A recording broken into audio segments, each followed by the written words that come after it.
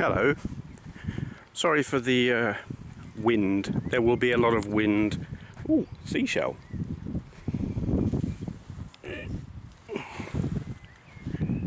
Cool.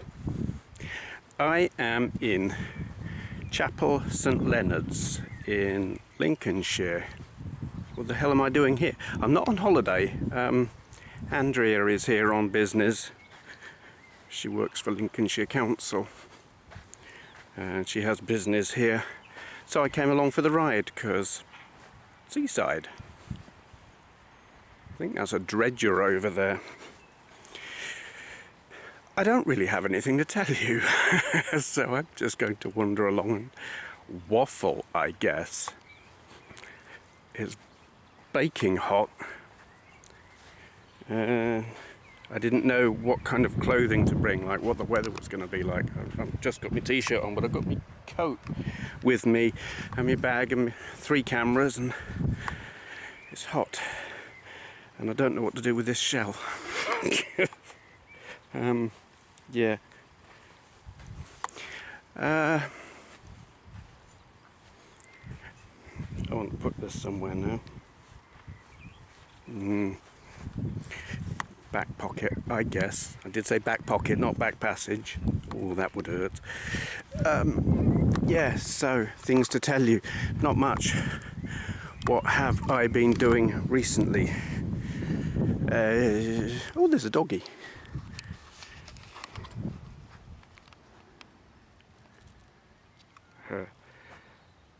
Cool.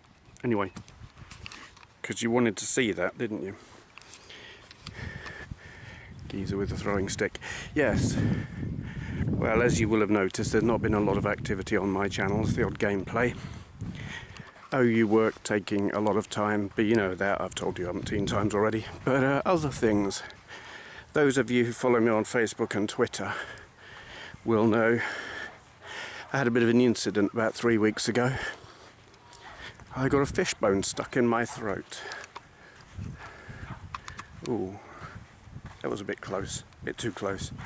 Yes, I got a fishbone stuck in my throat, which was not fun. I wound up, well, first I went to Bassett Law Hospital and then got taken by ambulance to Doncaster Royal Infirmary. Are we still running? Yeah. I can't see anything. What's going on? There. Okay, camera's doing weird stuff.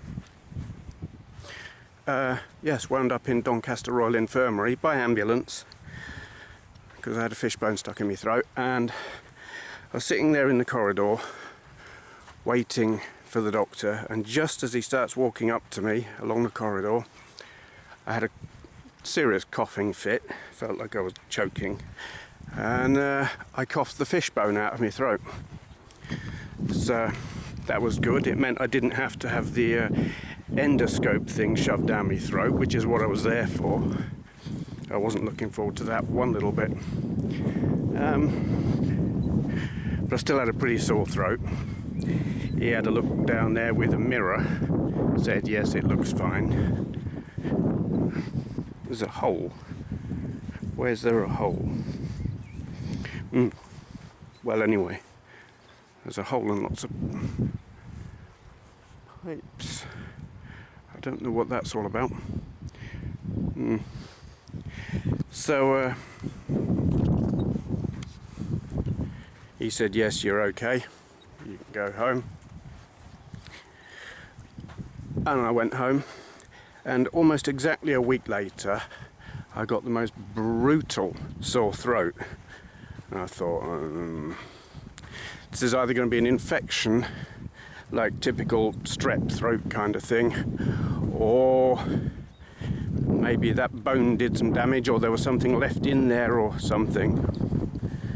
And just happened to have some antibiotics sitting in a cupboard, left over from I don't know what. And I know you're not meant to keep them, and you're definitely not meant to take them in circumstances like that, but it was a Friday night, it was late, there was no way I was going to see a doctor. I was in a lot of pain, and past experience with sore throat says antibiotics will clear it up in, like, you'll feel better by middle of the next afternoon. So I took some. I got enough there for a whole week's course. Had a rough idea of the dosage. And for the next 2 days it felt much better. And then it got much worse, which was not fun. So finished the course of antibiotics. It was pretty horrendous again, so I went to see a doctor who was like, nah, it's not the fishbone, it's not strep throat, it's a virus. Here, take this anti-inflammatory spray. Give yourself a spray down the throat with that every 3 hours, which I did, which made it much worse, or so it seemed. So I went to another doctor, and I told him what this first doctor had given me, and he just sort of rolled his eyes and gave me a course of penicillin at double the dose of the amoxicillin that I'd been taking. And that was almost a week ago. It was about 5 days ago. Here I am now walking along on a beach, and my throat is pretty rough, it's got to be said. It hasn't really got better. It leaves me thinking either the fishbone incident has some kind of complication, maybe there's a bit still in there, maybe it scratched me throat and that's just giving me bother, or it's a very resistant infection, particularly given the amoxicillin. Maybe that wasn't enough to kill it, so it became resistant. Or it could be a virus, in which case antibiotics won't do diddly, and I just have to wait it out. I don't know.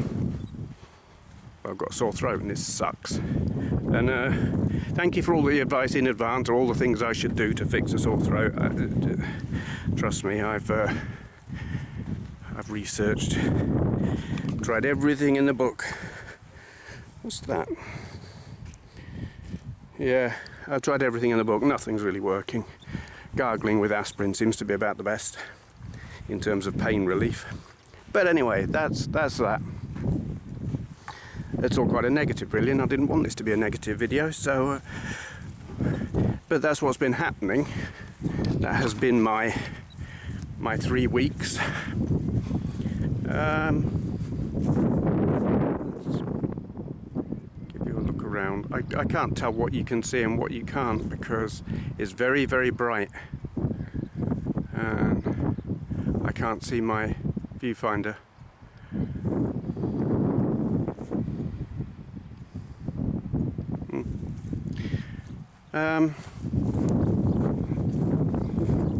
Been watching some good telly. Watched what did we watch? Interstellar a couple of nights ago. Loved that. There were moments where I thought this is just getting a little bit Disney, where I thought initially this is going to be proper hard sci-fi, and then it seemed to all get a little bit Disney, and I was like, oh dear. But then there was like a proper scientific explanation for the stuff that was going on, and I was like, oh, okay, that actually is good. And in the end I wound up loving it.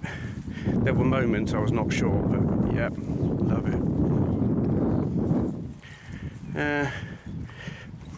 Been watching Inspector George Gently, which I liked it from pretty much when we started watching it. It was a while ago, but now it's getting into the 70s, and it's starting to show a world that I'm familiar with, and I like that. I mean, I was such a little kid in the 70s. My memories of it are vague, but kind of magical and special, and seeing a representation of that world, I really like it. It's kind of, I have a thing, I mean, it's a nostalgia thing, it's a memory thing, and I suppose everyone has the same thing, I don't know, but it's certainly something I find in myself. Things that are strong in my memory, I actually have an amount of difficulty in reconciling the fact that that time and that place is gone. And I can't go there. It bugs me. There are places that I know, and the physical place is still there, but it's not the same. And in some ways, parts of what was there aren't physically there anymore. But it's like watching George Gently and seeing the 70s. I think, wow. Sometimes I wish I could go back to those places in that time. The whole being out of contact, you know, being out in the middle of, like if I was here and it was 1970, my wife's about a mile away, but she would have no way of finding me when she's done with her meeting. No mobile phones, no, well, I certainly wouldn't be doing this unless I had like a Super 8 cine camera. It was just that whole, everything being slower, everything being detached. Technology really wasn't very technological. I mean, I've talked about this before. I did a video very similar to this, and it was like, that was in 2010. And did I start or end with, where's my jetpack? Here we are in 2015, and I still don't have my jetpack. But I'm not yearning for my jetpack. I think I'm yearning for my roller skates and my skateboard, perhaps. Skateboards weren't even, well, they had existed, I think, but I hadn't had one. Not in 1970, anyway.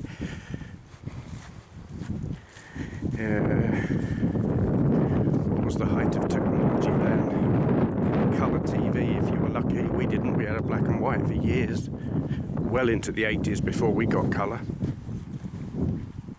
Bugs. There are bugs. I can see a roller coaster back there. I don't know if you can see it.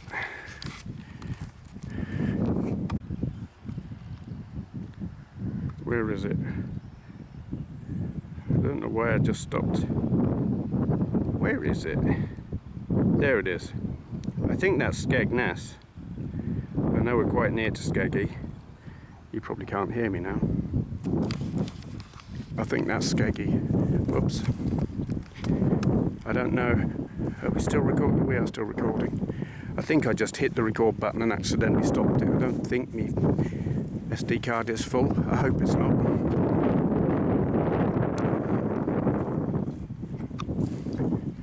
Yeah. It's weird because I am something, whatever, a child of the 80s. That was my decade, the 80s. I kind of became who I am back then, to a degree. But, oh, breezy. It's the 70s that I'm yearning for. And it does bug me remembering it. So I can see it, places, events in my mind like it was yesterday. And I can't go there. Where's that black hole for me to hop into and pop out where I want? Another dog walker. There's a lot of dog walkers. A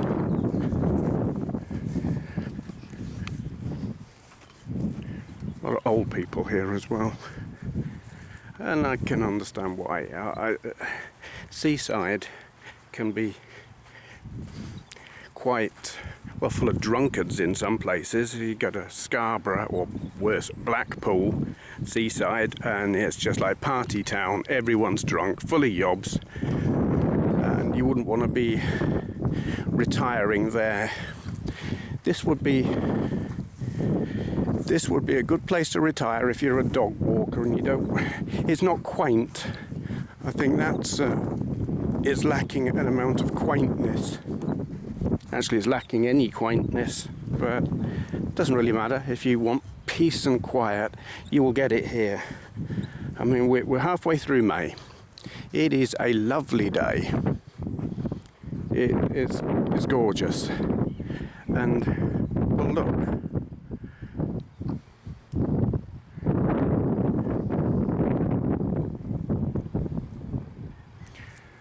Tourists, there are none. Drunken yobs getting pissed, there are none. Sand dunes, plenty. Beach, massive. Wind farm, yeah, I actually like wind farms. I don't know, some people don't. I do. Having said that, it does kind of... There's an element of... it doesn't really feel like open sea. I'm waving my arms around, I'm sure anyone watching will think, what the hell's that guy doing? It kind of doesn't feel like open sea. It's like an estuary or something. But it is, it's East Coast. What would that be? Is it the North Sea? I think it is, isn't it? Yeah.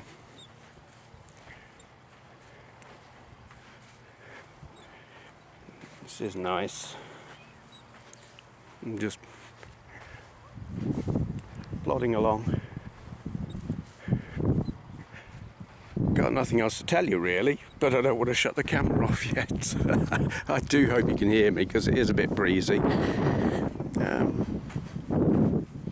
I haven't got my tripod with me, so I can't do the whole selfie stick thing with it. I'm just looking at the shells as I walk along. I'll get down towards the water. I haven't actually been near the water yet. The beach is quite big, wide and long. Actually, I don't know how long it is, but I mean, if it's going all the way to Skegness that way, and I don't know how far it goes that way. Ooh, this is like sharp sand. It's not your typical golden sand you would get on some beaches, or white sand you get on some beaches. This is sharp sand. I wonder if it's actually even natural or if it's been dumped. I think it must be. It's in the dunes. Not sure. My dad was a builder's merchant way back when we lived at Toaster. Now this has been dumped here. This is not, I don't think this is a natural occurrence, this sand.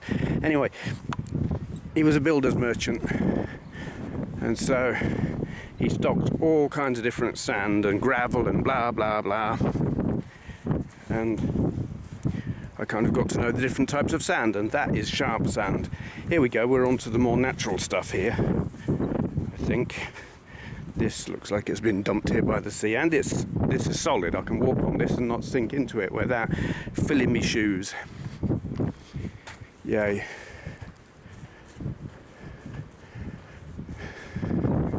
Gonna get wet feet in a minute. We're nearly... digger tracks in the bleeding sand, that's just crap.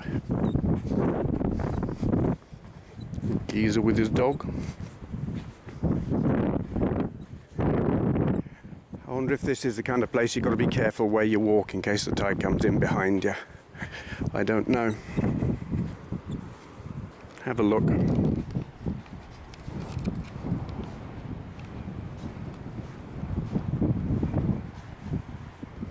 Well, let's get down to the water.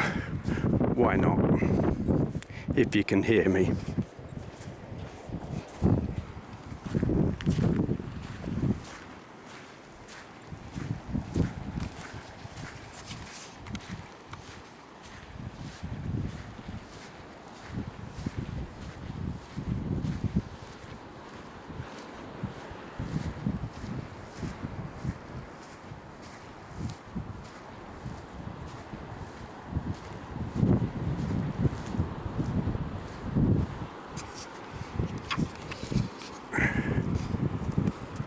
So of course one of the things that was pretty gobsmacking about Interstellar, spoiler alert, if you haven't seen it and you're going to, stop watching now, skip ahead a few minutes. That planet with the big wave, which is, it was actually the tide, because of the black hole, like the tide the moon pulls our tide around that was a black hole pulling their tide around, of course, so much stronger because it's a black hole. That's what that was all about. And here I am standing on a beach looking at the sea, thinking, yeah, I wouldn't like to see one of those waves right now. That wouldn't be great, would it?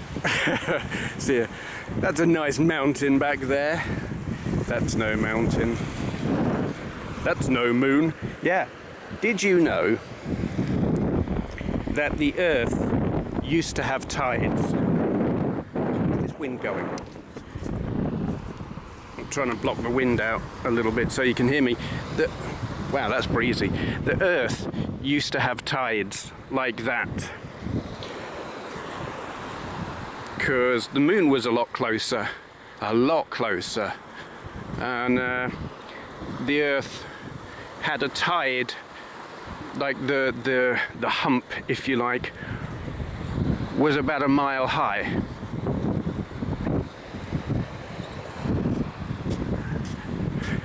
Wouldn't have wanted to be there. I think there was probably no life on Earth at that time, but as the moon got further away, well, things got more normal. Yay! History class with Benway. Except it's not really history, is it? It's prehistory, like very, very prehistory. Whatever.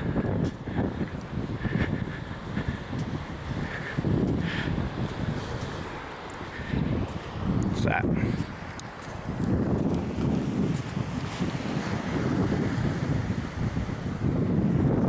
Shell.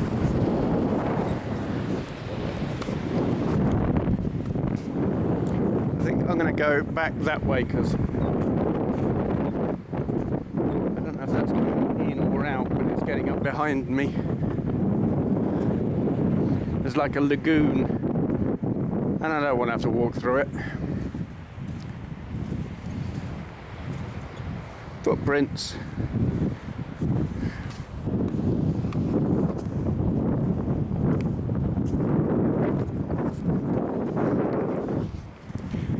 Yeah.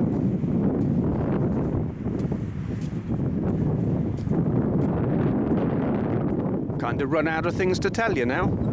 Just looking at the time, I've got to take my antibiotics in a minute. They're foul. It's penicillin, and hey, guess what? I can't swallow pills. Don't ask why. I've just never been able to. So I've got penicillin, and I have to crunch it up, and it tastes like swamp. Have you ever been somewhere? Well, what it reminds me of, there were these gravel pits I used to go fishing in, and they dredged one and dug up the bottom, and it was full of thick black mud. There was all like just, oh shit, I'm sinking. Thick black rotting organic sludge, and it stank. And that's what penicillin tastes like. Yay.